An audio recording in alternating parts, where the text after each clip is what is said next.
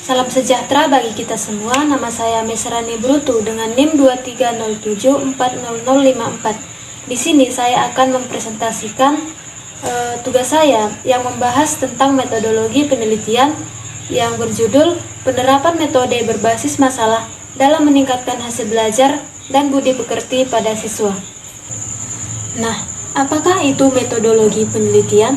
Metodologi penelitian adalah suatu pendekatan sistematis yang digunakan oleh peneliti untuk merencanakan, melaksanakan, dan menganalisis suatu penelitian. Nah, metodologi ini mencangkup serangkaian prosedur, teknik, dan strategi yang digunakan dalam pengumpulan data, analisis data, serta interpretasi hasil penelitian. Nah, dengan kata lain, metodologi penelitian adalah kerangka atau rencana yang menjelaskan bagaimana penelitian dilakukan secara rinci agar dapat mencapai tujuan penelitian secara objektif dan valid. Nah, tujuan utama dari metode penelitian adalah untuk memastikan bahwa proses penelitian dilakukan dengan cara yang berstruktur, objektif, sehingga menghasilkan temuan yang dapat dipertanggungjawabkan dalam memberikan kontribusi. Selanjutnya, bagaimanakah kerangka teoritis penelitian dan mengapa penelitian mengandalkan referensi? Jelaskan secara lengkap dan rinci disertai contoh. Nah, pengertian kerangka teoritis. Kerangka teoritis adalah landasan teori yang digunakan oleh peneliti untuk menjelaskan konsep-konsep variabel-variabel. Nah, serta hubungan antar variabel yang diteliti. Kerangka ini dibangun dari teori-teori yang relevan dan sudah diakui kebenarannya, serta digunakan untuk menjelaskan fenomena atau masalah yang sedang dikaji dalam penelitian. Penelitian ilmiah harus mengacu pada referensi yang valid seperti buku ilmiah, jurnal, hasil penelitian terdahulu, dan sumber yang terpercaya lainnya. Nah, ada beberapa alasan mengapa penelitian mengandalkan referensi. Yang pertama, untuk memperkuat landasan teori, seperti referensi daripada para ahli, memberikan legitimasi para pendapat atau kerangka yang digunakan peneliti. Nah, yang kedua, agar tidak subjektif.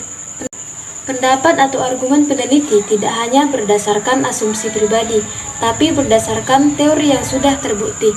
Nah, yang ketiga, menunjukkan keterkaitan dengan peneliti terdahulu. Nah, yang keempat, menghindari plagiarisme. Dengan mencantumkan referensi, peneliti menghargai karya orang lain. Yang kelima, memudahkan pembaca untuk menelusuri ide dan teori yang telah digunakan. Contoh kerangka teoritis. Berdasarkan judul penelitian, metode penerapan berbasis masalah untuk meningkatkan hasil belajar dan pendidikan pada siswa kelas 11. Nah, yang pertama, teori pembelajaran berbasis masalah. Nah, yang kedua, teori hasil belajar. Yang ketiga, teori pendidikan karakter ataupun pendidikan.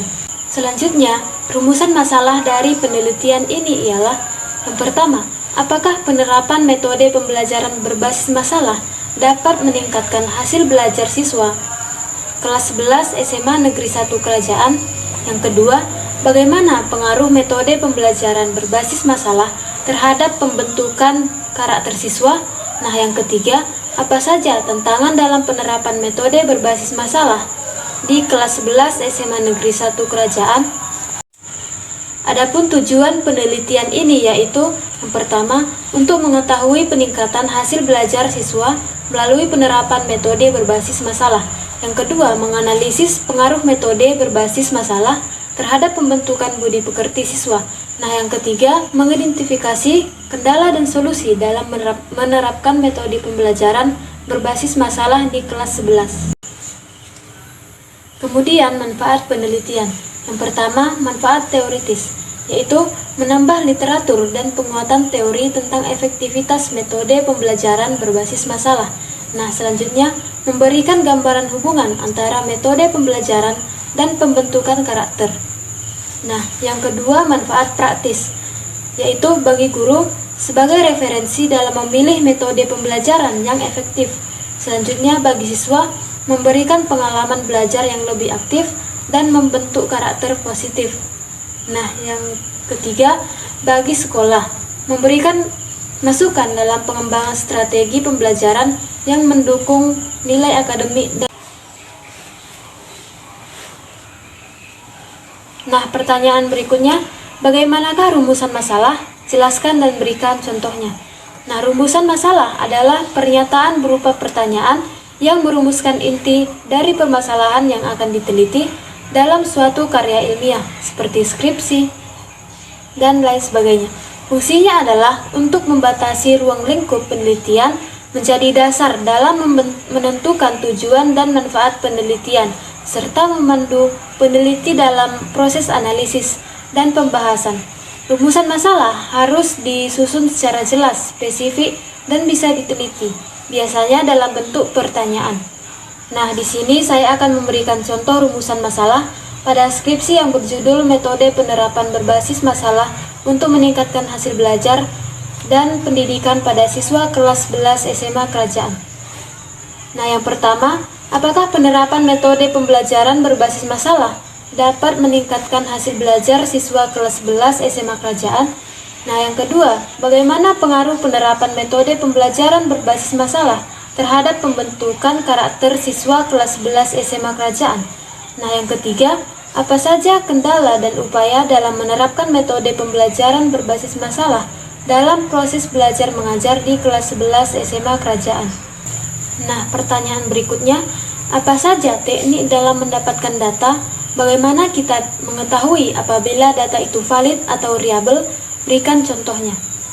Nah, teknik dalam pengumpulan data yaitu ada beberapa. Nah, contohnya yang pertama, wawancara.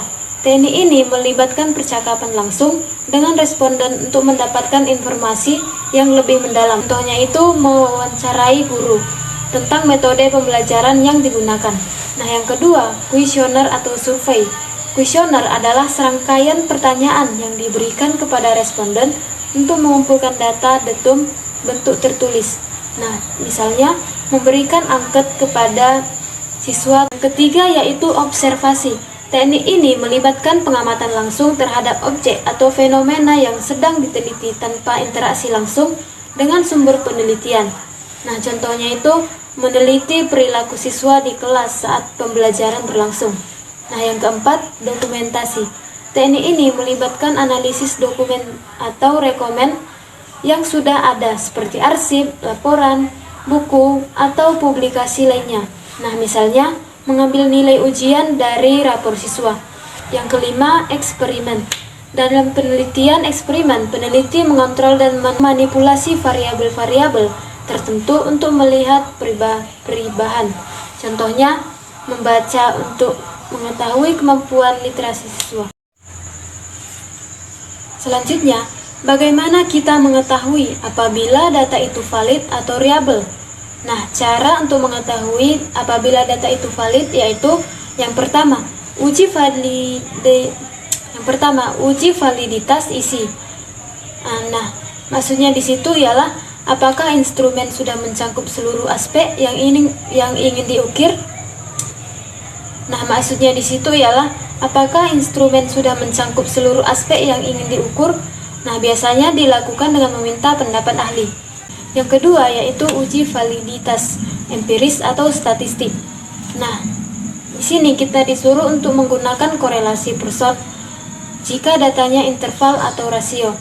Nah, yang ketiga, bandingkan nilai R hitung dengan R tabel. Nah, jika R hitung lebih besar daripada R tabel, maka item tersebut valid. Yang berikutnya, software yang bisa digunakan SPSS, Excel, atau aplikasi statistik lainnya. Lalu, bagaimana kita mengetahui apabila data itu reliable? Nah, reliable berarti data konsisten jika diukur kembali dalam kondisi yang sama. Nah, cara mengetahui apabila data itu reliable yaitu yang pertama, gunakan uji reliabilitas seperti IPA Convex atau untuk skala Likert.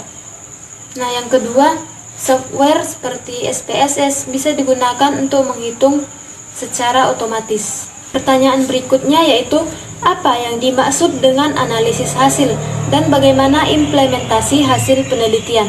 Nah, analisis hasil penelitian adalah rangkaian proses sistematis untuk mengolah, menafsirkan, dan menarik makna dari data yang telah dikumpulkan selama penelitian.